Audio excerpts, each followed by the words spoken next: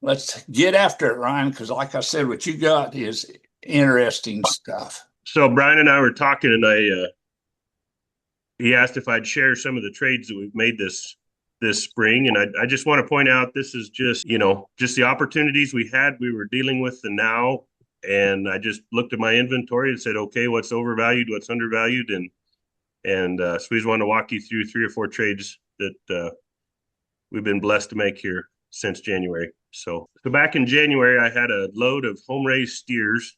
They were all weaned up, doing good. Dang sure the kind of cattle we want, But I was looking at the August board, and I'm like, the premium's already out of these calves. If I hold them, I'm going to start losing money on them. If I would take them clear to the August board, I was going to make maybe 40, $50 a head. So I loaded them up and took them to Ogallala, Nebraska, ran them through the sale ring, and they brought 26.75 a head. Okay. So right after that, I went to Sterling, Colorado for a calf special. So, I mean, Ogallala is an awfully good place to sell, but sometimes buying in Ogallala is a little rough because it's an awfully good place to sell. So we went to Sterling, Colorado, and we bought 80 head of 675-pound replacement heifers. To Wally's point, here's the fun part, guys. A friend of mine told me, buy these heifers. They've been in my grow yard, and we haven't doctored any. We haven't lost any. They're growing. They're still green. They're gentle. They're your kind. Get them bought. So we did. So we gave $2,600 for these 80 head of 675-pound replacement heifers.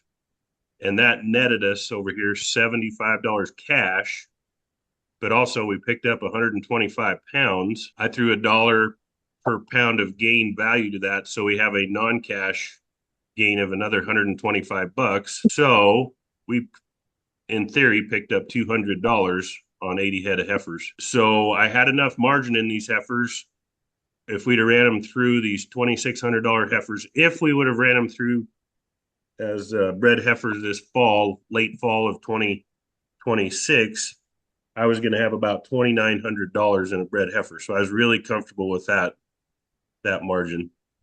But anyhow, May 1st, I got to going through inventory again, and another network called and said, I have grass in Missouri. I need some Ryan Noble type heifers to put on it.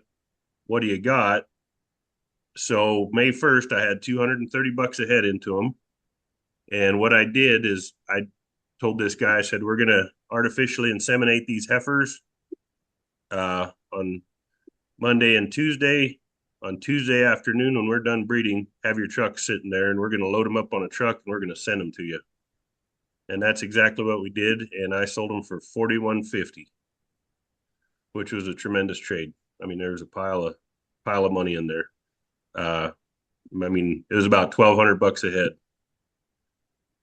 So then another network out of drought country called and said, I have plenty of cattle in this drouthy country to fill my grass. I know you like these May calving cows. I got 40 head that haven't calved yet. Would you be interested? Put them on a truck. So these cattle showed up the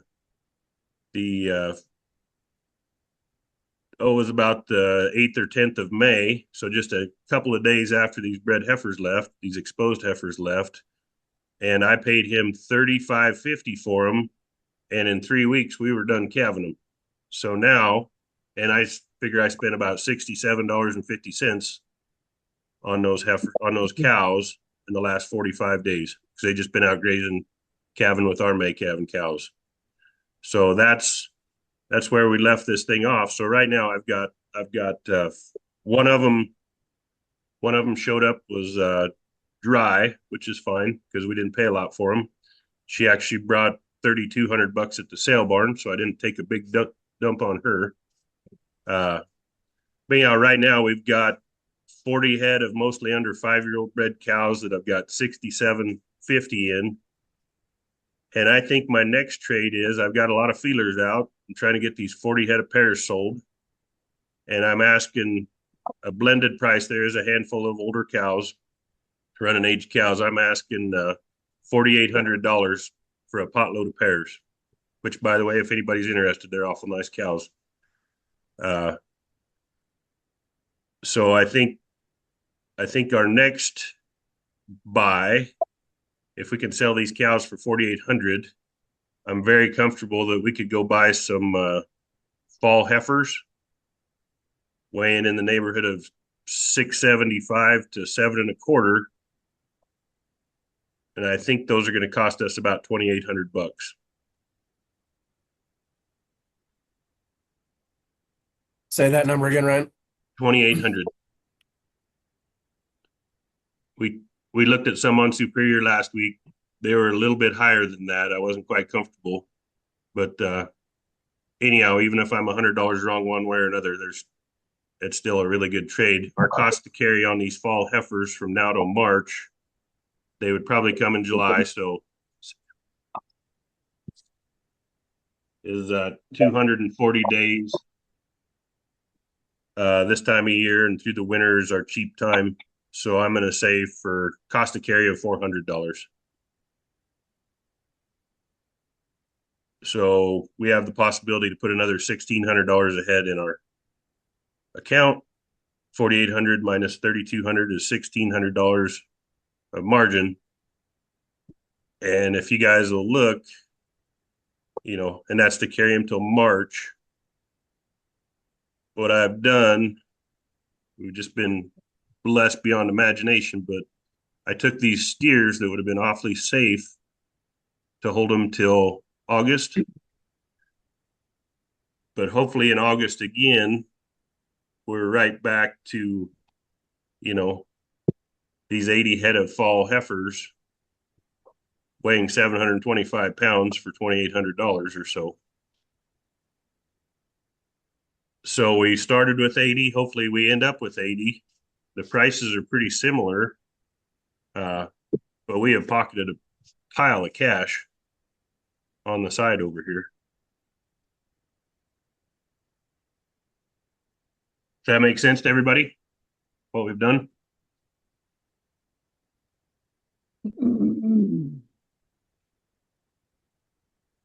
Hey, Ryan, I had a quick question. Yes. Under your non-cash on that first trade, that 125, just curious, you used your projected cost of gain per pound instead of like the return on gain. What's your reasoning behind that? Well, Or I not mean, if gain, I guess I should say. right. Well, because over here in 721B, there's our cost to carry. Yep. If we'd have had to feed that on instead of buy it, we could have just added it right there. Does that Okay, make sense, John? Yep. that It'd makes cost sense. Yep. us $355 to get her to that point. Yeah, But that makes but sense. That makes sense. instead we just bought it. Okay. Okay, great. And I guess my only other follow-up question is I mean, you looked at those steers in the back there in January, and you made a decision based off of what the feeder board was saying, but you were probably also, I mean, obviously you found a good undervalued against your overvalued animal. So you're kind of meshing some different schools of thought together here, where you are actually kind of projecting things out against a feeder board, but then you're backing up to what it is today and where is it overvalued to something else in the market today? Exactly. Right. So those steers literally, if we'd have carried them till August, there was maybe $50 a margin at that day's prices. I mean, at the August board when I was looking at it in January.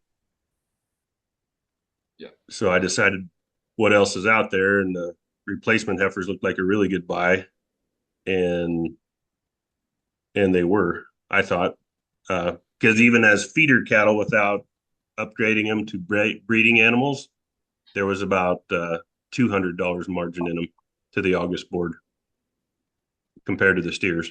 So because they were almost $1 back when we bought them. So Yeah. Also, John, one thing, whether you use the August board or today's market, you understand what I'm saying? And I haven't looked today, but we sold all of our grass steers and traded into heifers that were breeding for the simple fact there was just no value there. Basically all we were going to get out of them is a grass bill, and so, there's just so much more potential there and stuff. And whatever you feel comfortable with, whether you use the August board, looking out at the August board, or just look at today's market and make the trade. Using today's market to calculate your value of gain between weight classes, Yep. you would have come to the same Conclusion. you'd have came to the same conclusion because they're just the value of gain going forward just wasn't there. That's correct. Yep. So projecting on out, so I'm looking at buying this load of fall heifers. We'll probably just run them. I mean, that to keep them till March is $400, but if I can get them home, get them banks tagged, get them straight, maybe do some pelvic, examinations on them, make sure they're straight, they're gentle, they're the kind we want. Get some blue ear tags in them. There's a pretty good chance I could artificially inseminate these heifers in, November 15th, put them on the truck and sell them to somebody for 35 or 37.50 as an exposed fall heifer, and then step right into a spring bred heifer again, because that'll be the time of year calves are rolling through the sale barn, the videos are going strong, and buy some more margin. So what I'd like to do, Brian, is just add up the cash side over here and Okay. just see what one load of cattle has produced. And granted, guys, this was a big boon right here, this 4150 for exposed AI bred heifers, but they called me too, and that's just part of networking that Wally's always talking about. So they had bought a load of bred heifers from me in January. They bought lots of cattle through the years, but they bought bred heifers and sold pairs and did really well. And then they were looking to reinvest because they got rain and the grass in Missouri was green and they were ready to roll. So anyhow, Okay, how would you like me to do this, Ryan? Yep. So Subtract yep. these from your sale. Right. Yep.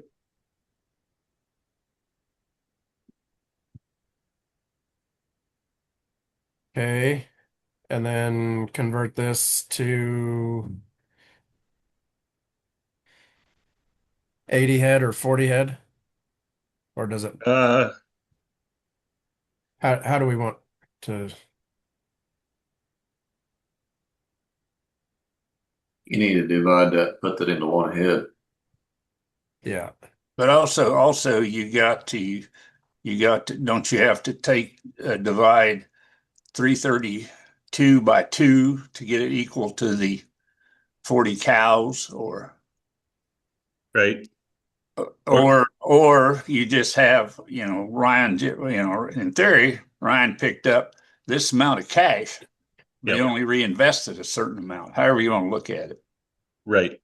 Since I could only find 40 cows like that, or only chose to find 40 cows like that, then yeah, I think it's just a cash. Could even start another column of cash somewhere.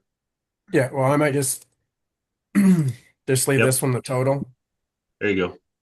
Okay. That's your total. Then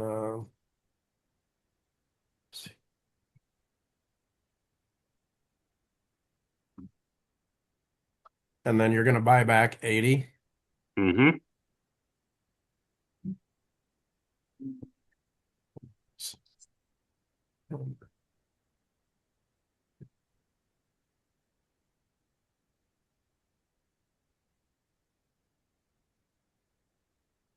Right. Yep. Okay.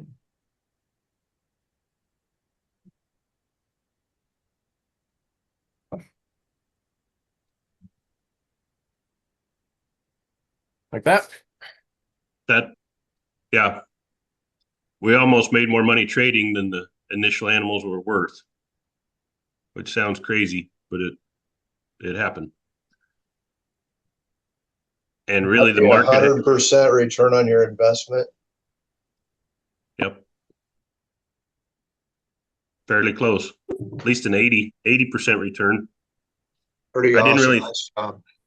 I didn't really think a lot about it while I was doing it, but now we're in, 180, 200 days later. I'm like, holy smokes. That This might is be the key, is to not overthink it. right.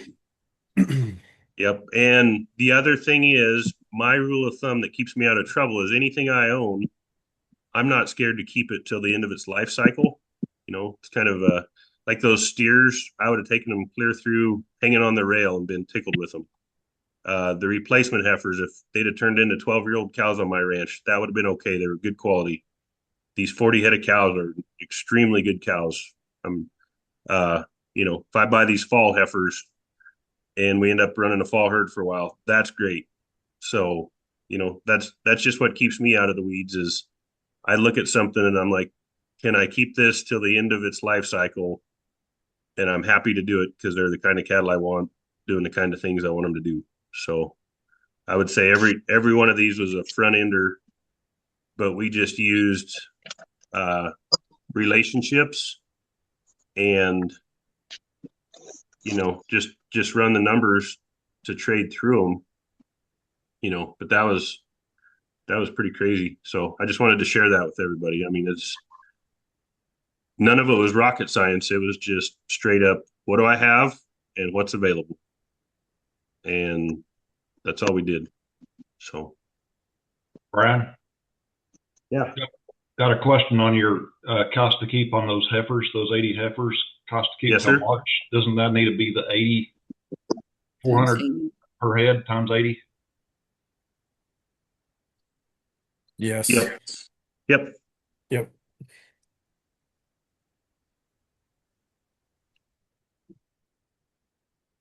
And you also need to take out the 18,400 from you're running your 80 head to May. I don't know. It's not listening to. Okay. That's a I see. subtraction. Yep. Yep. Oops.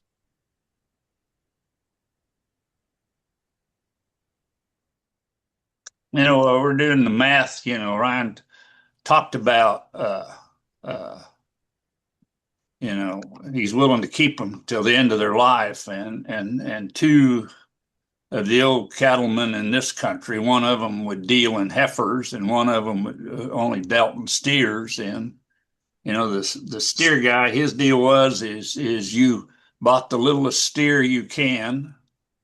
And as soon as it was profitable, you sold it. And if you have to carry them out and feed them out, so be it. And then on the guy that ran heifers said, you buy the littlest heifer you can and you run it and sell it as soon as there will be profitable. And if you have to run it till it's an old cow and like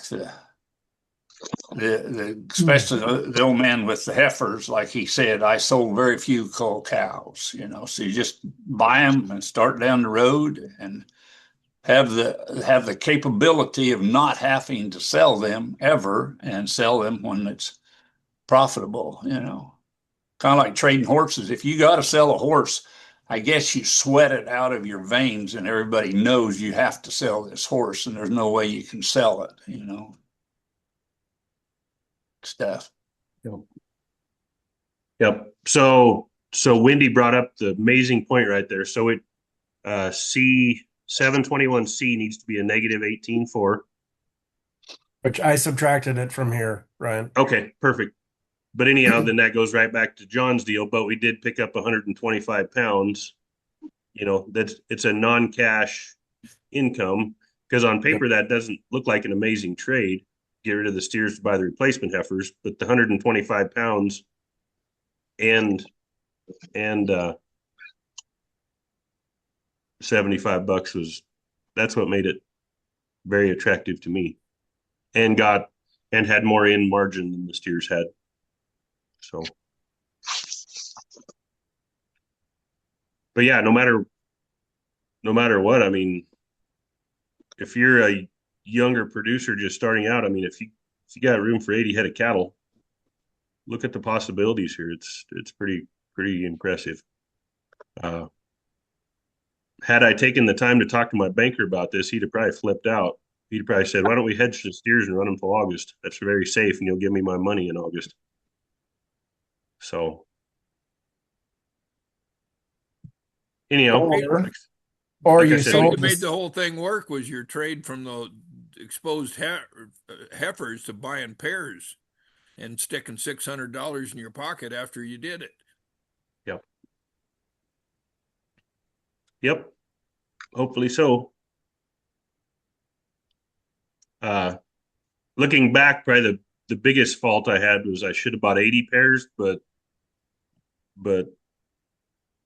just busy. I didn't really have a lot of room for breeding heifers.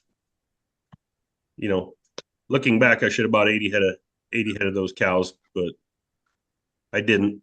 And then the wonky part that Wally alluded to too is sometimes I ran 80 and sometimes I ran 40.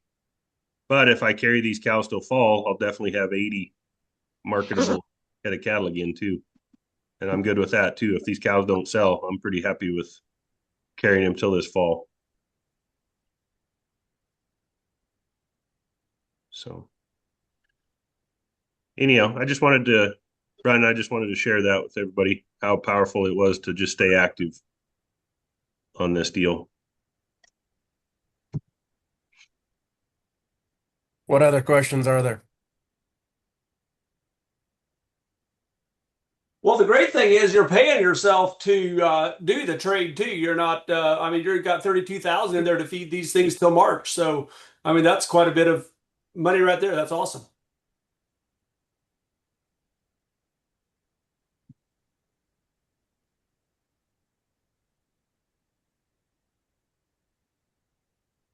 Yeah, if we did everything right, all the expenses have been taken out for each of those groups.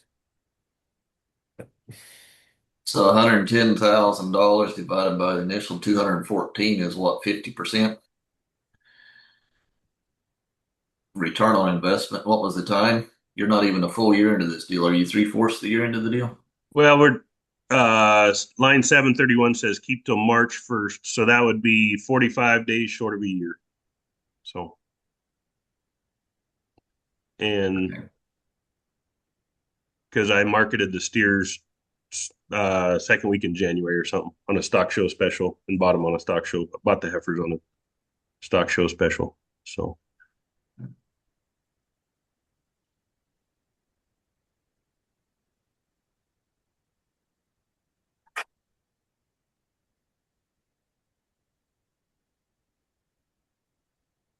yeah, I've really been reevaluating. I mean, we typically in our business we're one slow turn a year, which is we buy ball and heifer calves in the fall and sell open heifers in July and August, and we start trading bred heifers in September through February. So it's kind of one big slow turn, but maybe 35% of my capacity should be dedicated to doing this right here. So I'm gonna be taking a strong look at it because there's it's a lot of fun, but B, there's some serious equity to build right there too. So Hey Ryan, I've got a question. Just wrapping my mind around this and whatnot. How do you go about getting your banker on board to make trades like this? You said earlier about he'd have probably got you to hedge them steers, and it was a safe thing to do. Just what's your thoughts on that? I think in order to get your banker's mind wrapped around it is just a whole bunch of communication. Banking in general, I have lots of near and dear friends that are bankers. We grew up together. We had the same opportunities. They're so risk adverse. They're sitting behind the desk, and I'm walking in the front door to talk to them. So they just have a whole different mindset. But honestly, just if you go back to these steers and you would just show them and say, look, if I put them on the January board, we got $50. Okay, that doesn't have anything to do with production. That doesn't have anything to do with basis. We're just eliminating as much risk as we can, but we got $50 equity.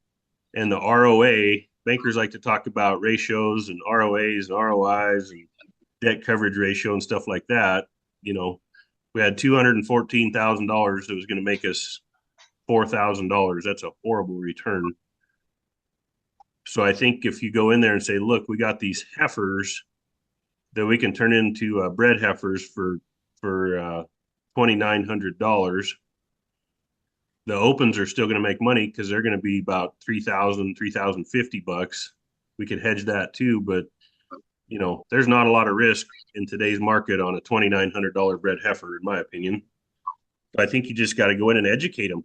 I mean, when we made the big leap from a cow calf ranch to a yearling ranch, it took so much more cash. I mean, our operating note literally, it about took your breath away because we had to double up on the amount of cattle and we had to double up on the direct costs, or triple up. So our operating note grew substantially. I probably spent 25 hours in the bank talking with my banker, just educating him on why cows are okay, but these heifers are really going to move the needle. And finally, because we'd start out the year, we were not quite underwater on these heifers, but there was no margin in them. And then we just plod along. And then starting in March, April, May, they're starting to gain more weight just because of the production. And then it started looking good and they liked what the ratio said. And I said, look, June 1st, they're going to go from an open heifer to a breeding heifer, and we're going to add 40% value on that day. Then they finally got it that, and I said, look, these cows, we value them in October, let's just say at $2,000. Well, next spring, they're still worth $2,000. I said, at least these heifers are gaining in value as we go along. The cows just on maintenance, just running along. So really these bankers, you just got to go educate them on what you're doing, because this is just so far out of everybody's wheelhouse. It ain't even funny, because if they could figure it out, they'd probably send you money out of their own pocket to have you invest in cattle for them.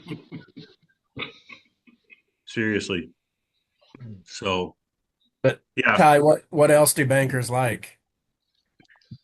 They like that cash flow that Ryan's producing here. And if he has that track record along with the education and he's putting cash in the bank every time he turns a group of cattle, that's what bankers like. Cash flow, cash flow, cash flow. Yep. And Cash flow and a plan. Another thing too, Ty, you can grow, what'd you say the return on this deal was? Somebody, was it 50? Like 50%. Okay, in theory, you start out and do this deal, you can grow your business 50%, correct? You understand what I'm saying? You can grow immensely fast without needing much borrowed money. Okay. So, yeah. Now be careful. If you grow that fast, you still have to have the cash to feed these animals. If you put all the cash back into animals, you will run out of cash. Yep. Most likely. But also with this, we are taking, you always have the cost to turn it into the next. Yep. But you can grow amazingly fast with cash flow, even as high as these cattle are. Yep. Yeah. But yeah, to Wally and Brian's point, always get your cost to carry in there as cash.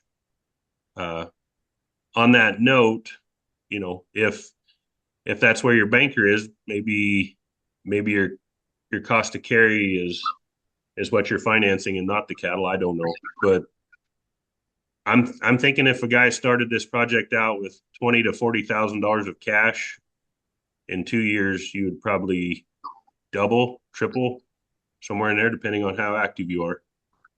But I think the big part of that is just make sure your initial investment, if you started out with $40,000 cash, is something you're happy running, something that's got some margin in it anyhow. So if you don't trade, you're great. But that also means if you're happy where you are, that your next trade you're going to be tickled with, because it's a really good trade. If you got a pretty good foundation, then anything you trade into is going to be really good, or you don't have to trade. Yep. So Annalise said, are you forecasting or are you putting an LRP on them? So the answer to that is, in our situation, when we started laying in heifers last fall, so last October, November 2025, we did quite a bit of LRP on our open heifers. So, I'm going to have 500 head of open heifers in July and August as we start ultrasounding. And I covered most of those up with LRP back in October and November or December, whenever it was available. The first thing was because we don't have to pay till the end. Whereas if you buy a put, your cash money on that day. If you do a contract, you have margin responsibility on that day. And it was just going to kill some cash flow. Whereas the LRP, we can sell the heifers, the open heifers, and then pay the LRP. And we had pretty good margin in on the open heifers the day we bought them and sold the LRP. But the whole hedging deal is a great tool. You just got to know the rules and the culture, who you're playing with, and what the game is. LRP is pretty straightforward and simple. It's fairly expensive, but you get on the other side of a cattle contract, and the marginal count will make your wife shake her head every day when the phone rings. So it can be pretty rough. Also, one thing I would like to say on the risk management, and fortunately I have worked with Walter Lynn and John Haskell. So from 2028 to today, we have got records on Olson Ranch LLC, and where the most unprofitable years is when I tried to do risk management. If you just keep trading, have the faith in this trading, it works out fine, Yeah. Because all risk management does is basically guarantees the banker's money, and things, but it just shows up very definitely when I've decided that I'm too old and going to quit. It has eaten my lunch. Yep. So the other thing, Annalise, is if I would have bought, go back to 720, if I would have bought LRP on those heifers, I'd have had to hold them, because it says you will own these cattle to within, I can't remember, it's like 30 days of delivery on the contract, unless it's like a total act of God, a tornado or a drought or something. And I'm sure other people know more about it than I do, but the premise is if you buy LRP back in January on these 80 head of 675s, I would have had to had those cattle in inventory when the LRP contract was coming due. So that's pretty limiting there too. At least on options or contracts, you can get in or out any day of the week that the market's open. But an LRP wants you to own those cattle to the very end. So, and please correct me if I'm wrong, anybody, but that's. Well, basically, Ryan Noble, all you needed to own was 80 head of heifers, correct? That's true. Yes, that's true. And have to be those exactly. Right. Yep. But you see what I'm saying? If this is all I had and I end up with 40 head of cows and no heifers, and they call me on it, there you are. So, so that is one limitation to the LRP, is you're supposed to have the cattle on hand. So, but yeah, as far as the profit thing, I mean, this is a classic example. If you want more profit, you need to go buy it. Yeah. You need to find the margin, trade the cattle around to buy your profit margin. That's all we did. And So one thing, go ahead. one thing I would say is the secret here, and I think everybody would agree, is education. You understand what I'm saying? And if you were to go to ranching for profit school, as outlandish as Dallas Mount's charging now, I don't even know what it is. Is it 4,000? I don't know. Does anybody know what? I think it's 4. It's still, but and you got to go twice. So you put in 4,000, then you put in another 1,000 to go again, plus your travel and stuff. You got $10,000 in going to ranching for profit schools. And then you need to go to some marketing school. I prefer the Sims just because they're a cut above everything else out there, in my humble opinion. And you do, two of them, that's $3,000 plus another $1,000 for care. So you got 15,000 in education in there, a one-time expense, and that's minor when you look at the cash down here. Yep. And besides that, the people that you're going to meet at those schools, when Ryan and I talk about networking, that is where the real kick comes from going to schools, is the people you meet. Yep. Absolutely. So. And that's the fun part too, is bouncing stuff off people. You take a guy like Grant Harder that knows half the people around the earth, and he's got older guys that he networks with and younger guys that he networks with, and he's just casting a wider loop every day, and he's the type of guy you need to call and bounce stuff off of once in a while. It's just what it's all about, guys, is the people part of this thing. So the cattle are always the cattle, but the people part is the fun part, and the part where you can really get in there and make a difference in other people's lives, and they'll bless you back, and it's just all good. So that's the fun part.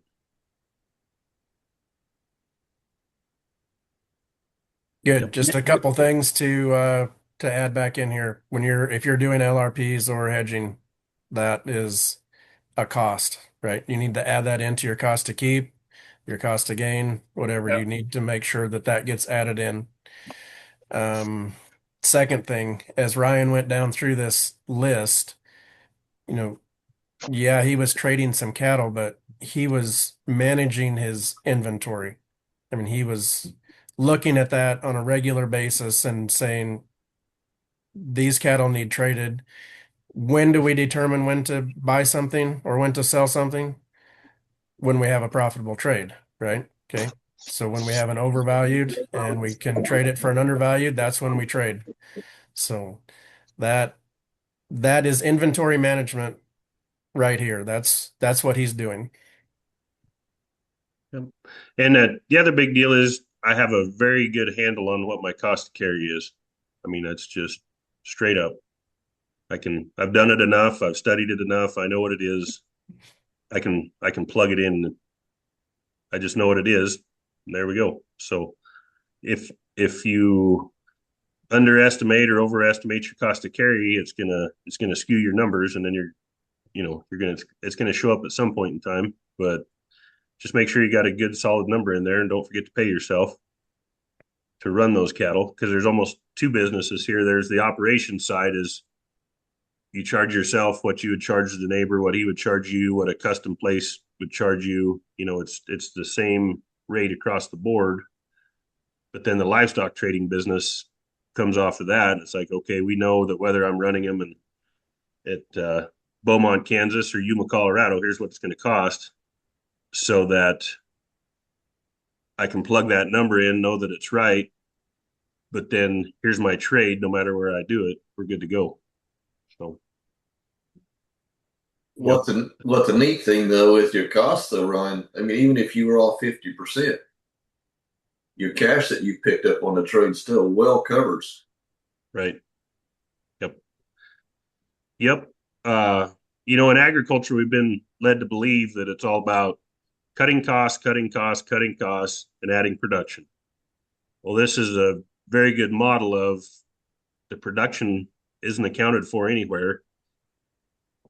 The only time I would have had production as if I'd have kept those 550-pound steers, right? But every time I've added value, it's because I changed classifications. We took replacement heifers and turned them into steers, or into bred exposed heifers, right? I took those exposed heifers and turned them into bred cows. Now those bred cows are pairs. I want to turn those pairs into heifer calves, and I want to turn those heifer calves into either replacement heifers or bred heifers. So it doesn't matter if these cattle gain a pound and a quarter a day or a pound 7.5. It just doesn't matter because I'm changing classifications.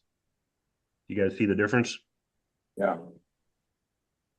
Because historically, we've been taught that you need to add more production while cutting costs. Okay, but the problem with that, the margins are razor thin.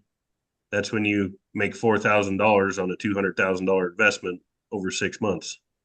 Okay, but if we can look at finding what's undervalued, like a heifer calf that's got the potential to become a replacement heifer or a bred cow or bred heifer, then with just average production and great marketing, that's where we build a lot of equity.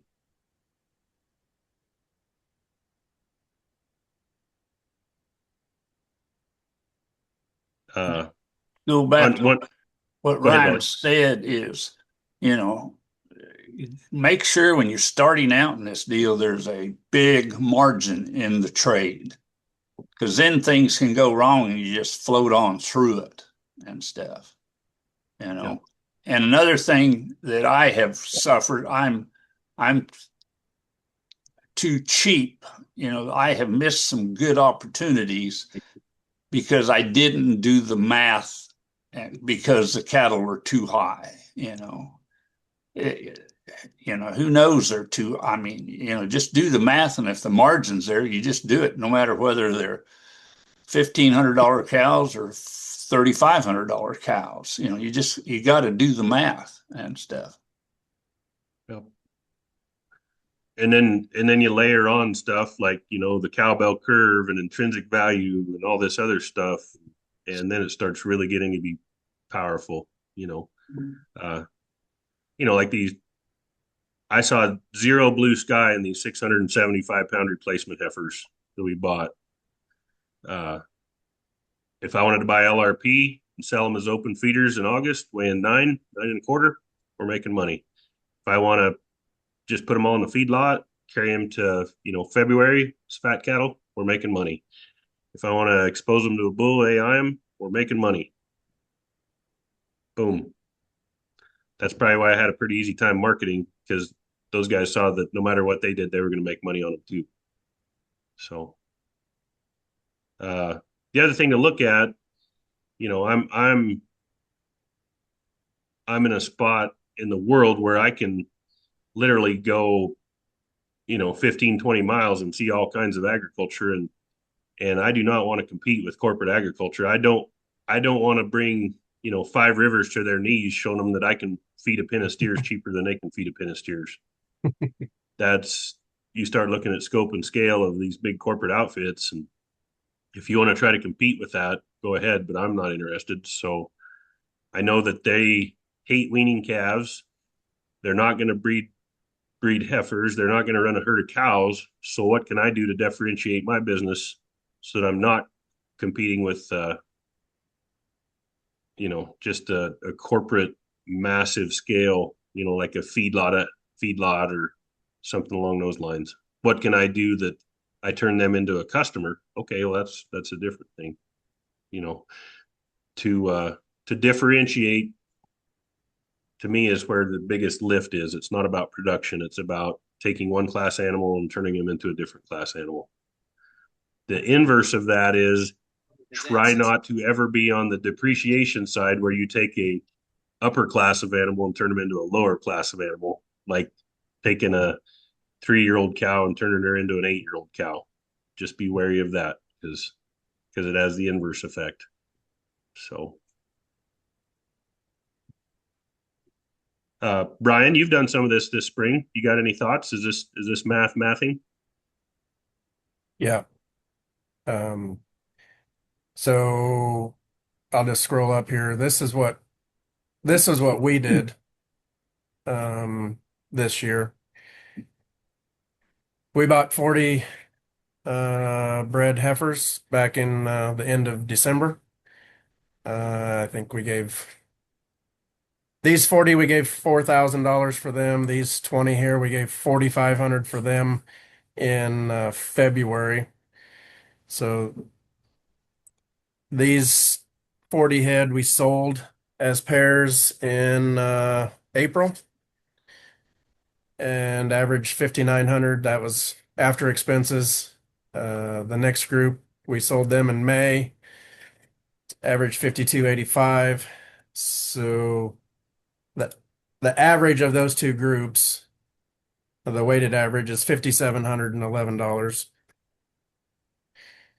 We bought back 65 replacement heifers, $3,009. That's delivered to my house.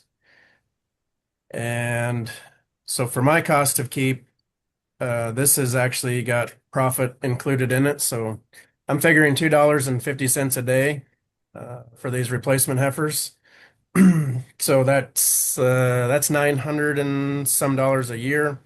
And then I added 30% profit to that. That's where I get it's 1,190 some dollars or whatever. So $1,200. So we still have $1,500 of margin left in them.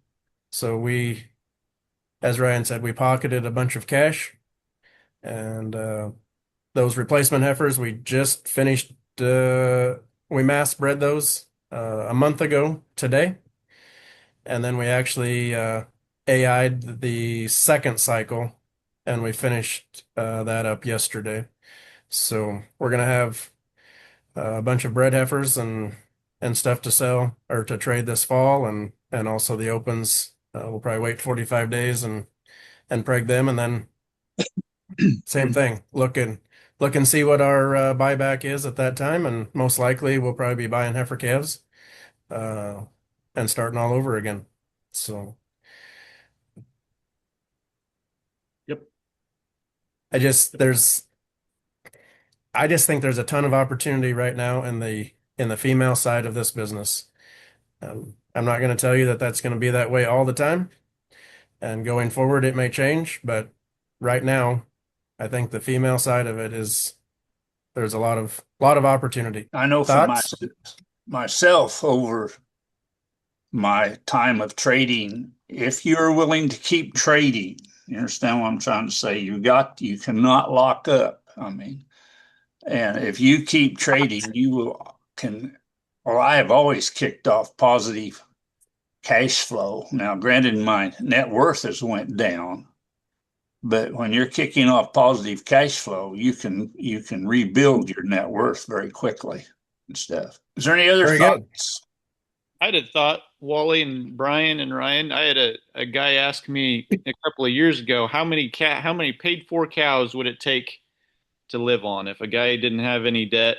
It was just trying to make a living and be a rancher full time. Well, if you scroll down to Ryan's deal there, I don't know what a person's an average cost of living for a year would be, and obviously it's not guaranteed from one year to the next, but Ryan's made $110,000 there on whatever space it took to run 80 steers or 40 cows or whatever.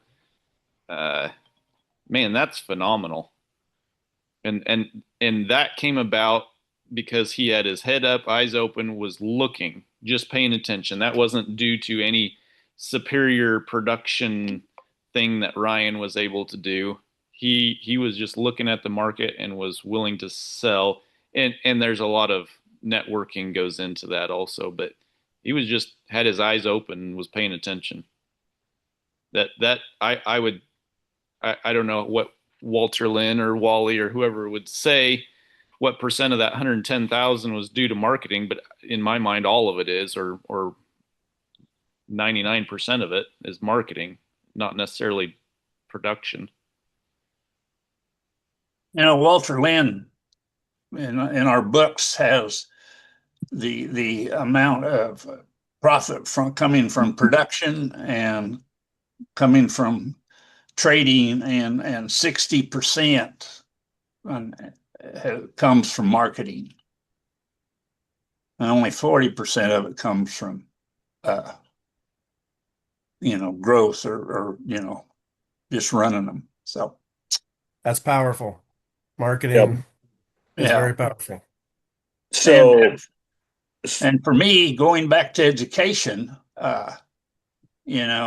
you pay for this once and then you can just scale it to no end. It just amazes me, but yep. To that point, so my son graduated a year ago from high school and he's getting ready to go to college. And I said, "What are you going to major in?" He said, "Animal science." I said, "I love you, son. That's amazing, but don't do it." "Well, why is that, Dad?" And I said, "Because amazing production with poor marketing or a poor business plan, you will go broke." yeah, I said, "Average production with a tight business plan and good marketing, the world is your oyster. You got to know how to market. You got to know your business. Average production will take care of that any day of the week." So we all like to produce. Producing is fun. We get a kick out of it. You go to NCBA sometime or something like that, and all you will see is production getting shoved down your throat. Well, feed this product and your cattle will gain more. Or use this fly tag and your cattle will gain more, and blah blah blah. Well, what if by gaining more you're actually losing money, right? yeah. Spend 10 minutes on your marketing, not researching fly tags. So, production, you got to have good production. Don't get me wrong. You can't kill half of them and expect to make any money. But solid production with a really good business plan and an emphasis on marketing will get you a long ways down the road. So, That's, the big thing about going to NCBA, you come out of there so depressed because all they do is bitch about the weather, government, and the market, and Yep. and you can't do much about that. Right. Okie dokie. It is 8:30.